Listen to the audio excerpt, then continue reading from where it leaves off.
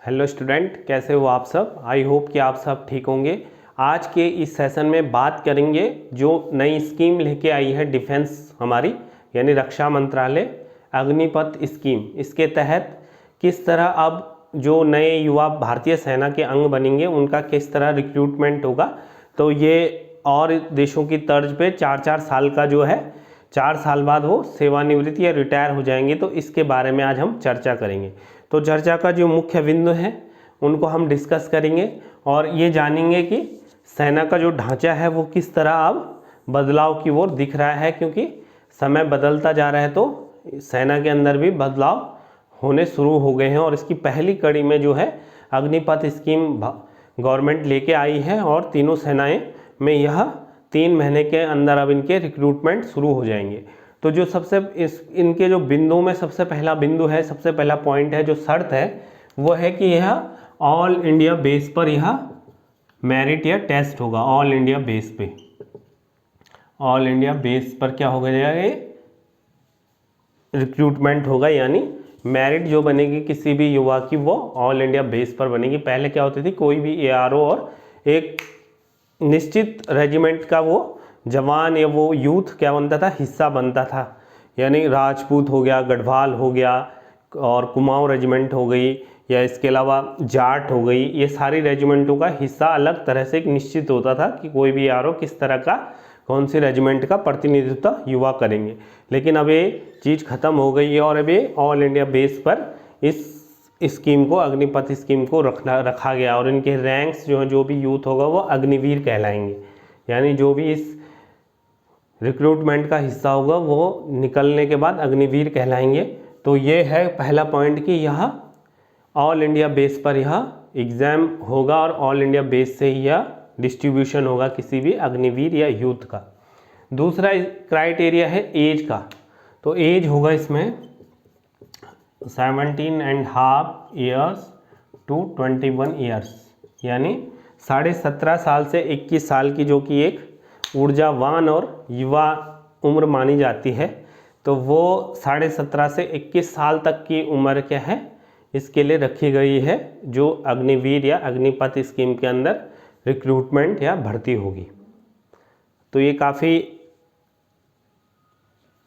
युवा उम्र होती है और इसमें जो क्वालिफिकेशन है, तो एक बच्चा इसमें 10th या 12th दोनों में से, दोनों ही बच्चे इसमें, इनकी जो शैक्षिक अर्हताएँ हैं 12th और 12th दोनों में से एक होनी चाहिए।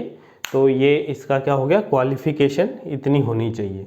तो कुल मिला के जो अग्निपथ स्कीम लेके आई है गवर्नमेंट, वो एक ऐसा स्कीम है जो अभी तक लगभग और देशों में भी है, चाहे वो इजराइल हो गया, साउथ कोरिया हो गया या सिंगापुर हो गई, इन जगहों में ये चीज़ें चलती हैं और ये काफ़ी सक्सेसफुल रहा है वहाँ। तो इसलिए भी भारत में भी अब ये सेना के अंदर ये बदलाव होने शुरू हो गए हैं, क्योंकि आधुनिक सेनाओं के हिसाब से ही सरकार इन चीज़ों के बारे में सोचती है।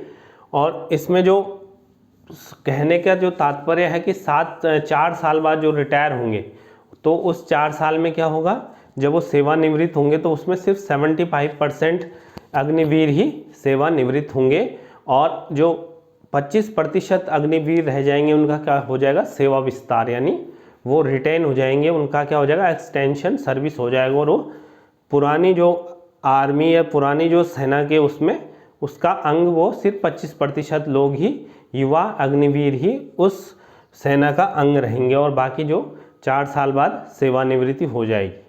तो सरकार का ये भी मानना है कि ये इसके बाद इनको जो बाहर के सेक्टर हैं हमारे, उनमें भी नौकरियों की इनकी प्रायोरिटी होगी, जो भी अग्निवीर 4 साल बाद रिटायर करेंगे। तो ये काफ़ी ऐसा मौका है इस समय कि जो युवा इन 3 महीनों के अंदर, इन रिक्रूटमेंट ने लगभग अगस्त या सितंबर में इसने होना है। तो ये रिक्रूटमेंट इस तरह है। तो मैंने कहा था कि 75% क्या है, रिटायर कर जाएंगे, क्या, अग्निवीर, ये रिटायर हो जाएंगे और 25% इसमें क्या हो जाएंगे, रिटेन हो जाएंगे। इसमें तो रिटायर हो जाएंगे और ये रिटेन हो जाएंगे, मतलब ये सेवानिवृत्ति है और ये सेवा विस्तार, सर्विस ऑफ एक्सटेंशन।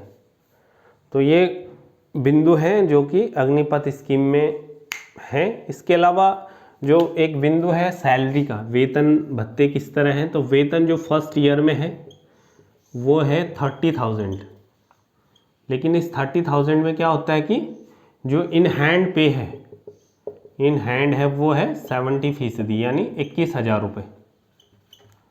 तो कहने का तात्पर्य है कि 9,000 रुपये जो है उसकी सेवानिधि में, मतलब उसके फंड जो उसको एक लमसम अमाउंट 4 साल बाद मिलेगा एक राशि, उसमें 9,000 रुपये जाते रहेंगे। जो 30% उसका है वो 9,000 रुपये अब 30,000 में से बच जाएगा। 21,000 उनको हाथ में मिलेगी, 9,000 उनका जमा होगा।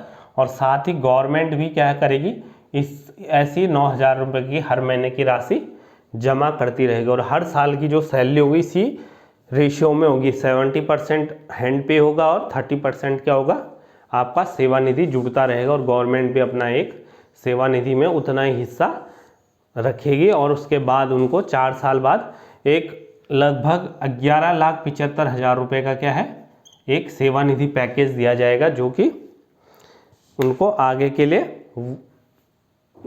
उनकी जो आगे की आर्थिक स्थिति के लिए ये 11,75,000 रुपये उनको दिए जाएंगे, जो उनको सेवानिधि के रूप में रहेगी। और यह राशि क्या होगी, टैक्स फ्री रहेगी, इसमें कोई टैक्स नहीं लगेगा।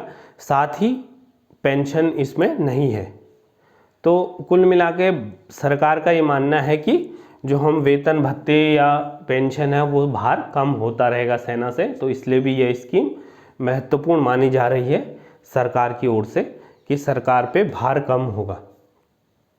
तो ये कुछ पॉइंट्स थे जो मैंने आपको बताए हैं कि अग्निपथ स्कीम के हिसाब से क्या सैलरी का हो गया, ऑल इंडिया बेस पे एज क्राइटेरिया हो गया, एजुकेशन का हो गया, कितनी उनको एजुकेशन एलिजिबिलिटी होगी, इसके अलावा रिटेन कितने 25% इसमें रिटेन हो जाएंगे और 75% रिटायर हो जाएंगे इसमें। तो ये सारी चीज़ों को देखते हुए इनसे 4 साल के लिए भारतीय सेना में क्या हो गया, अब जो रिक्रूटमेंट हो गया है वो चेंजमेंट आया है, जो कि एक बड़ा परिवर्तन माना जा रहा है। क्योंकि इतने सालों लंबे समय से क्या है, सेना में ऐसा चेंज आना कोई मतलब ऐसा था नहीं कि इतना बड़ा चेंज आएगा, लेकिन ये चेंज है तो इसको एक्सेप्ट करना होगा। और इस तरह से इसमें धीरे धीरे पता लगेगा कि 8-10 साल में काफ़ी ऐसा माना जा रहा है कि 8-10 साल में पूरी भारतीय सेना या पूरी जो आर्मड फोर्स है वो पूरी तरह युवा रहेगी। तो ये फैक्टर इसमें है। इसके अलावा जो और तथ्य मिलते हैं कि इनका जैसे अनसिक्योर माना जा रहा है कि जब ये 4 साल बाद रिटायर होंगे तो किस तरह मतलब उनको नौकरियां मिलेंगी, अगली नौकरियां, तो इसमें भी थोड़ा संदेह की स्थिति बनी हुई है। दूसरा, जो टेस्ट हुए हैं अभी जिनका रिटर्न बाकी था, फिजिकल मेडिकल हुआ था, उनका भी रिटर्न के बारे में कुछ बताया नहीं कि वो अभ्यर्थी या वो उन युवाओं का क्या होगा। और इसके अलावा जो बताया गया है कि सभी चाहते हैं कि एक मोटिवेशन और मोराल उसका जब तक कि उसकी पूरी सर्विस है तो उसमें रहता है। किसी भी संस्था के अंदर कोई भी इंस्टीट्यूट तभी चलता है जब उसको कोई श्योरिटी मिलती है। तो जो 4 साल का ये छोटा सा पीरियड है, इसमें उस जवान या उस युवा को ये पता रहेगा कि मैंने 4 साल बाद तो जाना ही है, तो वो मोटिवेशन या वो मोराल उसको नहीं मिल पाएगा। ये भी इसमें एक बिंदु आता है। तो इन सब को देखते हुए ये अग्निपथ स्कीम सेना के अंदर आ चुकी है और इसमें ये चीज़ें हमारे सामने आई हैं। लगभग 4 या 5 पॉइंट इसमें अभी बताए गए हैं कि इस तरह से ये रिक्रूटमेंट ने होना है। तो अब ये सवाल ये उठता है कि इन्हें कोई भी एक्स सर्विसमैन का दर्जा नहीं मिलेगा। जो 4 साल बाद रिटायर होंगे वो क्या होंगे, एक्स सर्विसमैन नहीं कहलाएंगे। और ये जो 25% सेना के अंदर रिटेन होंगे तो वो एक्स सर्विसमैन कहलाएंगे। क्योंकि कुछ फैसिलिटियाँ जो एक्स सर्विसमैन को मिलती हैं वो फैसिलिटियों से जो 4 साल वाले अग्निवीर हैं वो वंचित रहेंगे और उन्हें फिर से प्रिपेयर होना पड़ेगा, फिर से नई तैयारियां करनी होंगी नई जॉब्स के लिए। तो एक इस तरह का प्रयोग हो रहा है सेना के अंदर और ये इसको फाइनल भी मोहर मिल चुकी है, फाइनल मतलब सैंक्शन हो चुका है ये जो भी पूरा आपको मैंने अग्निपथ स्कीम बताई है। तो इसके बाद जो भी इसमें अप एंड डाउन्स होंगे, जो भी इसमें आने वाले समय में कुछ चेंजेज होगा तो आप लोगों से डिस्कस होता रहेगा। बाकी इस सेशन में इतना ही, फिर आपसे मुलाकात होगी। तब तक के लिए जय भारत, जय उत्तराखंड। Thank you.